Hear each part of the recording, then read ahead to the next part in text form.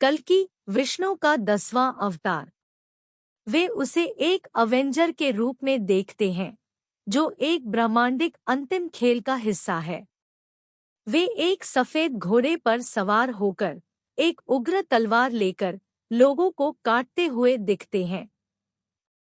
कल्कि के बारे में कहानी बहुत अधिक लोकप्रिय नहीं है, लेकिन सामान्य विश्वास है कि वे बुरे लोगों का नाश करते हैं और अच्छे विश्व व्यवस्था को पुनर्स्थापित करते हैं, एक सुपरहीरो की तरह। हालांकि ऐसा नहीं है। विष्णु का 10वां अवतार भारत के महाभारत में पहली बार उल्लिखित है और उन्हें परशुराम से जोड़ा गया है, जो अधर्मी राजाओं का वध करते हैं। उनकी कहानी को प्रमुख रूप से पुराणों में विस्तार से बताया गया है और इसमें ज़ोरोएस्ट्रियन और ईसाई मसीही विचारों के प्रभाव का पता चलता है। हिंदू पौराणिक कथा में एक और विनाशक है, जो शिवा है। शिवा हिंदू त्रिमूर्ति का हिस्सा है और लोकप्रिय समझने में इन 3 दिव्य रूपों के जिम्मेदार विश्व के उत्पन्न, संचालन और विनाश के लिए हैं। इन्हें भगवान के रूप में भी जाना जाता है। लेकिन क्या शिवा विनाशक और कल्कि विनाशक में अंतर है? संदेह इसलिए होता है क्योंकि कल्कि को विष्णु का एक रूप माना जाता है, जिसे व्यवस्थापक या संरक्षक के रूप में भी जाना जाता है। एक समझ। हिंदू पौराणिक कथा में ब्रह्मा विश्व को रचते हैं, इसलिए वे इच्छा से जुड़े होते हैं। उन्हें पुरोहित के रूप में देखा जाता है।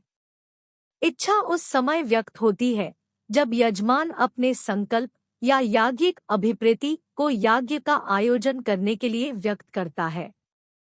जबकि शिवा रिश्ता अस्वीकार करते हैं। उन्होंने सभी भौतिक वस्तुएं भी अस्वीकार किया है। उन्हें कुछ नहीं चाहिए और इसलिए उन्होंने कोई संकल्प भी व्यक्त नहीं किया है। उन्हें एक ऋषि के रूप में दर्शाया जाता है, जो इच्छा को नष्ट करते हैं और गृहस्थ जीवन से दूर चले जाते हैं। उन्होंने किसी भी अंग को नहीं बनाएंगे। हिंदू त्रिमूर्ति प्रकृति के साथ जुड़ी हुई नहीं है, जो देवी के रूप में दृष्टि का विषय है, इसलिए अनंत है। वे संस्कृति को बनाने, स्थायित्व देने या अस्वीकार करने में लगे हुए हैं। इसलिए विनाशक शिवा, जिनकी कोई इच्छा नहीं होती है, को तपस्वी के रूप में दृष्टि का विषय बनाया जाता है और उन्हें भस्मा से लेपित किया जाता है, तथा संस्कृति को अस्वीकार करते हुए घरेलू व्यक्ति के रूप में विष्णु को दृष्टि का विषय बनाया जाता है, जिसमें वे रेशम और चंदन के पेस्ट के साथ दिखते हैं। तो फिर विष्णु क्यों चीजें विनाश करते हैं? वे चीजें कल्कि के रूप में तब विनाश करते हैं जब लोग धर्म का अनुसरण नहीं करते हैं। दूसरे शब्दों में, जब मानव जानवरों की तरह व्यवहार करते हैं, सीमांकन करने वाले और वशीकरण करने वाले, ओमेगा की मदद करने के बजाय अल्फा बनने में अधिक रुचि होती है।